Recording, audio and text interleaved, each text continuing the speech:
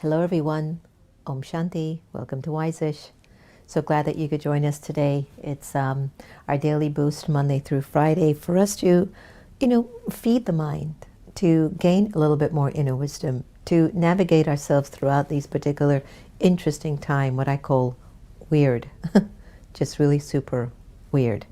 But it's also giving us an opportunity to go more inwards and decide to watch the kind of movie we want to see.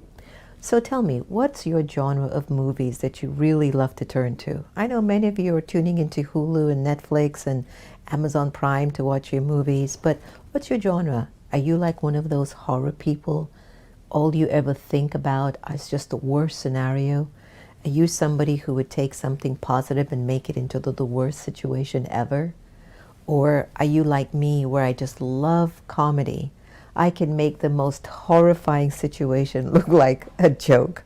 Because what else am I going to do? I have absolutely no control over the situation other than how I want to see it. Or is your drama sci-fi? Ooh, what's the reason behind everything? Something has a cause and it has an effect. Everything should be factual. Do you live like that? Because whatever movie you keep playing on the screen of your mind, that will be your audience, which means that's going to be the people you'll attract.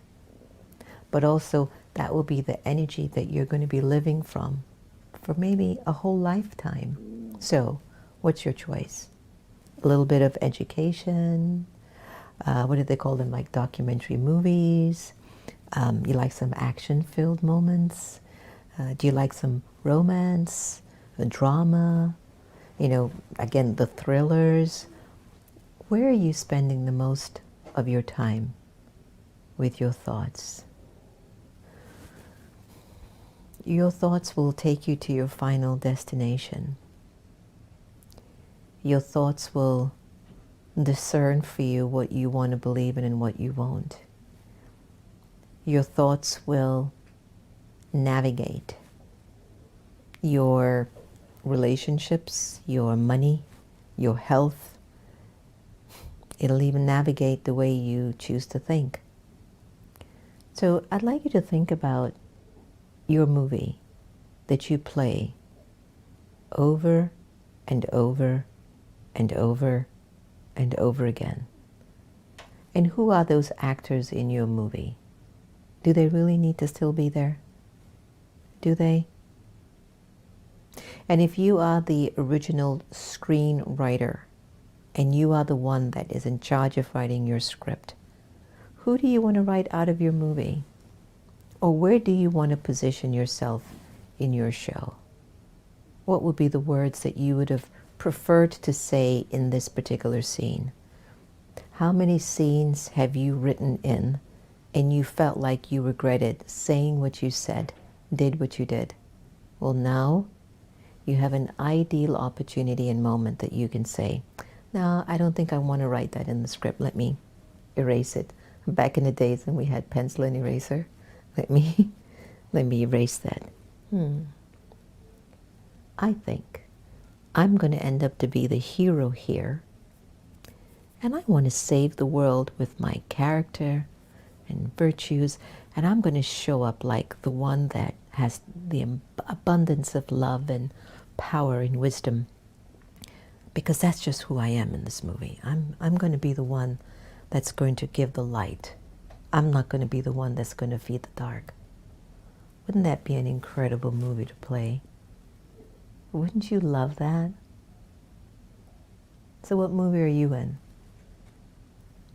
You know what I've loved about the whole industry of movie making? Is that there's always a director on the set. At least nowadays it's different because most of us are doing Zooms.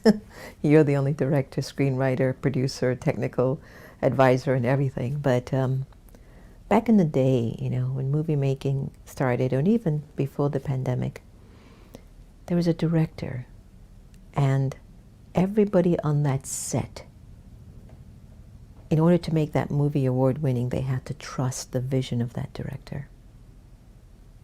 And so the main actors, the main players, their eyes are always aware of what the director's saying, and the director's looking at them, and they're putting them in such a light and a position that will make them look greater than life, because he has that vision, he has that eye.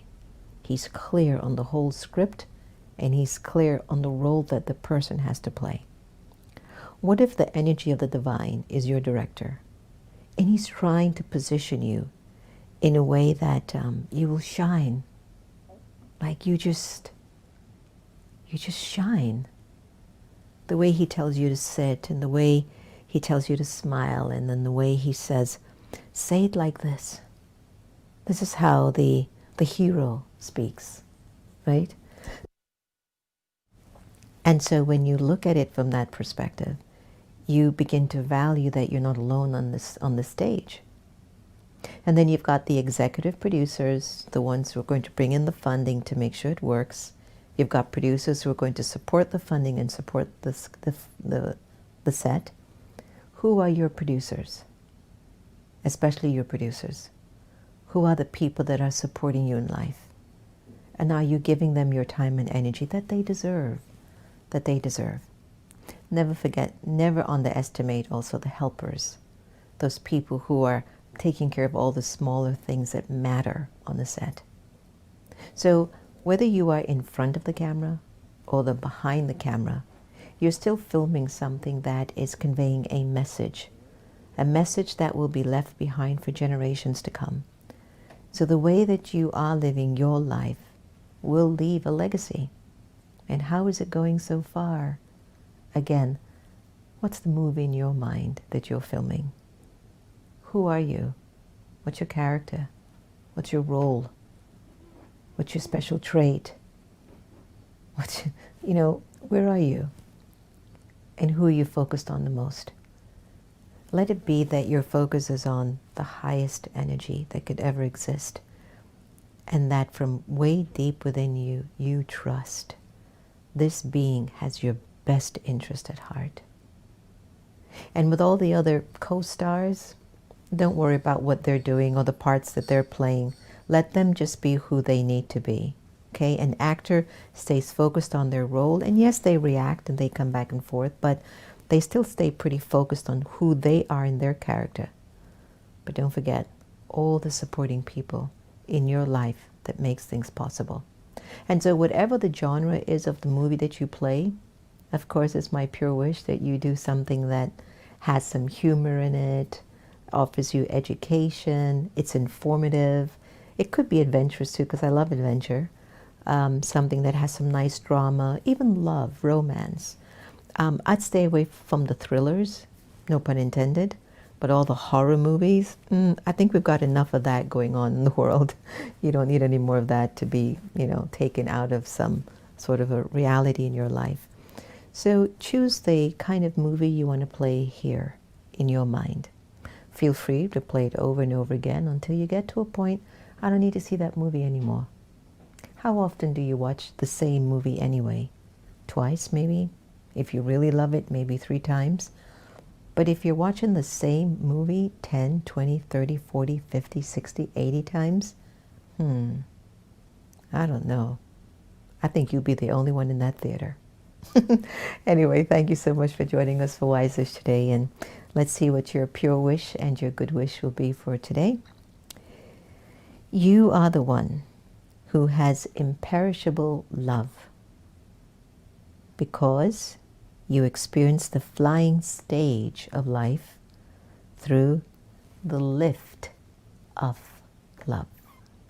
Thank you for joining us on Wiseish. You take good care of yourself. Make sure you watch the right kind of movie from here.